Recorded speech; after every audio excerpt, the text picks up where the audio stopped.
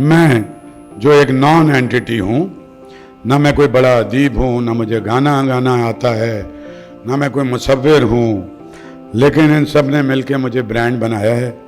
और ये सारी दुनिया से जो मेरे दोस्त आते हैं, जितने अदब के संजीदा लिखने वाले आते हैं, उन्होंने एक मुंतज़िम को एक इस तरह का मुकाम दिया है कि कम से कम ये मुकाम इससे पहले और किसी को नहीं मिला।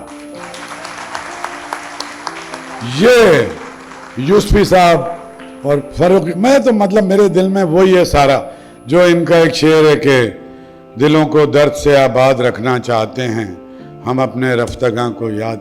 ये सिर्फ दर्द से आबाद नहीं रखना चाहते, ये उनकी जो तहजीब थी, उन्होंने जो लिखा, उन्होंने जो आबियारी की, जिसके हम सब वारिस हैं, ये ज़ियाउल हसन और ये जितने भी बैठे हुए हैं, जो उस सिलसिले पे चल रहे हैं, ये अब्बासीन, ये बासित, ये सब, इनको डरना भी चाहिए, इनको खौफज़दा भी होना चाहिए। ये जिस जूते में अपना पाँव रख रहे हैं, आज सुबह ही उनके बारे में इन्होंने गुफ्तगू की है, क्या अस्करी साहब और क्या सलीम अहमद और क्या मुमताज़ हुसैन और क्या एहतशाम हुसैन और इसी तरह क्या अब्दुल्ला और क्या कुरतुल ऐन और क्या मुमताज़ मुफ्ती।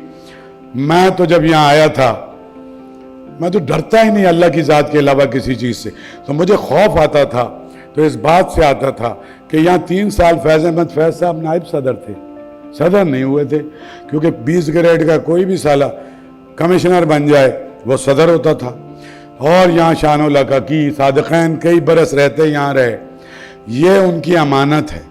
यहाँ बाहर कच्चे फर्श पे रोशन अला बेगम ने गाया है, ये गवाह हैं। यहाँ इकबाल बानो के नगमे गूंजते थे, यहाँ जोश की रुबाइयाँ घूमती थी। उस पे एक नीम पढ़ा लिखा नाज़माबाद का एक लड़का उठा और उसने कहा, ए इश्क़ अज़लगीर व बताब। तो मुझे सारी इंस्पिरेशन वहाँ से मिली, वहाँ से इन सब ने मेरा हाथ पकड़ा। वो तारर साहब, ये जिस हालत में आए हैं, ये कोई और एनर्जी है, ये अपने ड्राइंग रूम में नहीं जा सकते। वो जिस हालत में ये जी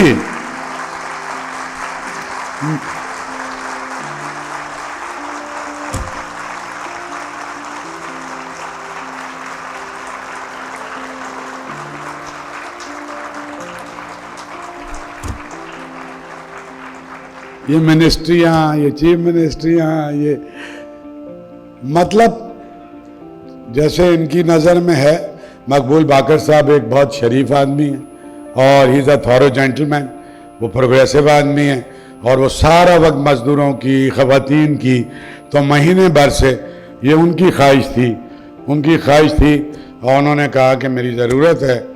तो ना ओहदा ना जलील होता है, ना काबिल इज्जत होता है।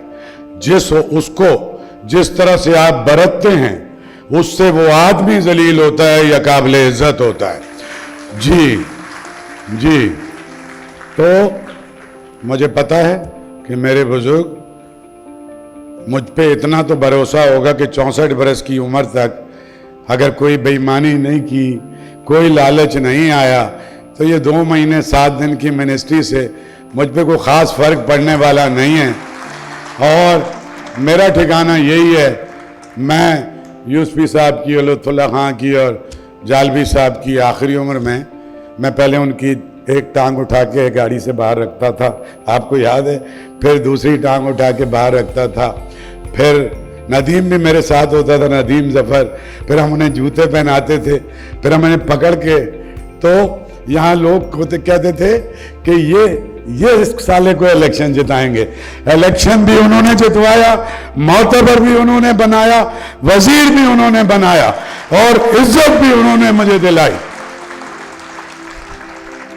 मैं थोड़ा सा जज्बाती हो जाता हूँ, मैं उन्हें भी याद करके रोता हूँ।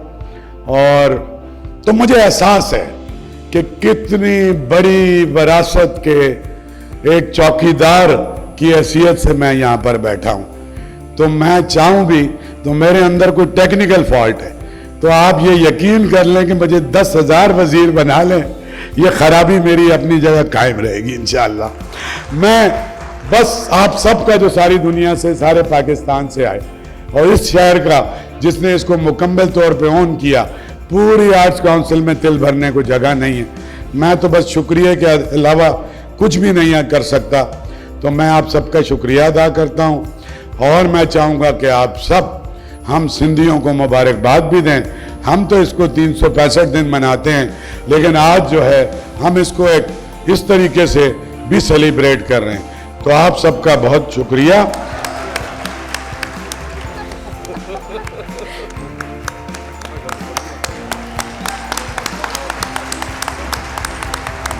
बहुत बहुत मुबारकबाद।